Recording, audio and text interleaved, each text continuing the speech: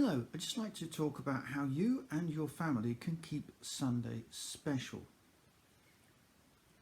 Why do we have Sundays? Well, the Jewish believers had Saturday. The week started on a Sunday, the last day of the week is Saturday. And that's the day on which God rested from the works of creation. So the first 6 days he is creating, and on the seventh day he is resting. And he sets that as a pattern for humanity. Now, we don't want to start talking about whether there were 7 literal days of creation. I think that misses the point. What God is saying is, look, you have a rhythm to life, and I want you to have a rhythm to your life, so you need a day of rest. Now, in practice, a lot of us get a nice long weekend, but we'll do our jobs throughout that weekend. God was speaking into originally an agricultural society where people had to do work every day, tending livestock, for example. And so you just carried on. And then occasionally you stop for festivals. So you have a rhythm to your year, which is to do with festivals.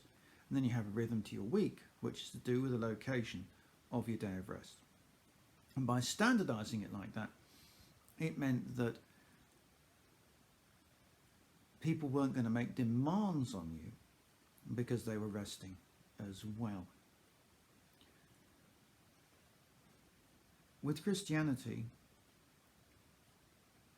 Sunday becomes very special because it's the day on which Jesus rose from the dead. To begin with, it wasn't a day of rest because the Roman Empire was not Christian. Gradually, it becomes the key day in the week, not just a time when you worship. People would meet together to worship before they went off to work, because Sunday was a work day in the Roman Empire. So often they were meeting at the time of the day when the resurrection is discovered, at dawn or just before dawn. As it develops, Sunday becomes that special day in the week. It's so special to remember and to celebrate the resurrection that even during Lent, you still feast on a Sunday, even if you're fasting the other 6 days.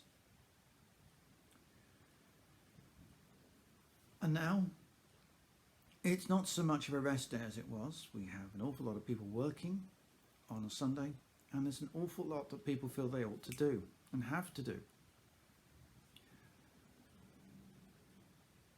We're talking much more about a 7-day-a-week economy, 168 hours a week.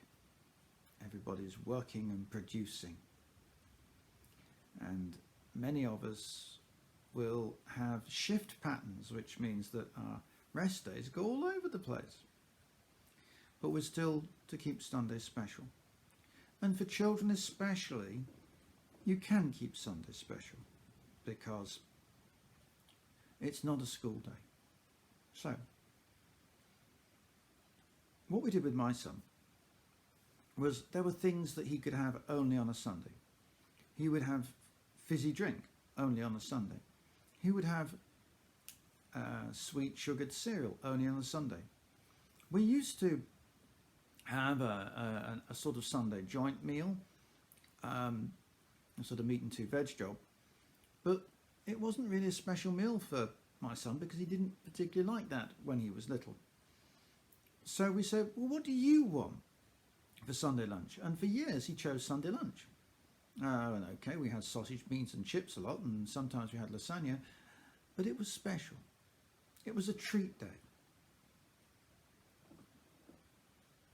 Is Sunday a treat day, or is it a chore day?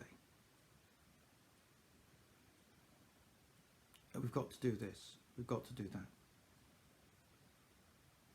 Is it a fun day? Is it a celebratory day? Is it a positive day?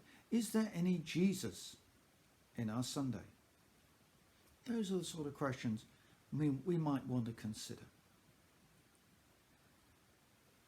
Because at the centre of the Christian faith is not just the cross on which Jesus died, but the fact that the cross is empty, that Jesus rose again from the dead.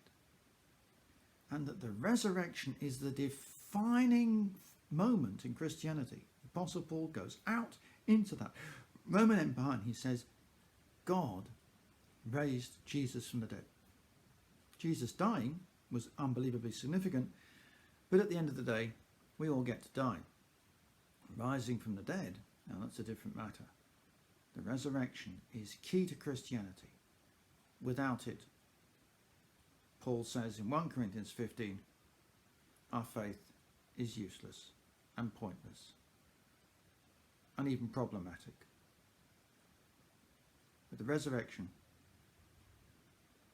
then Christianity is everything. How are we going to reflect that in our Sundays?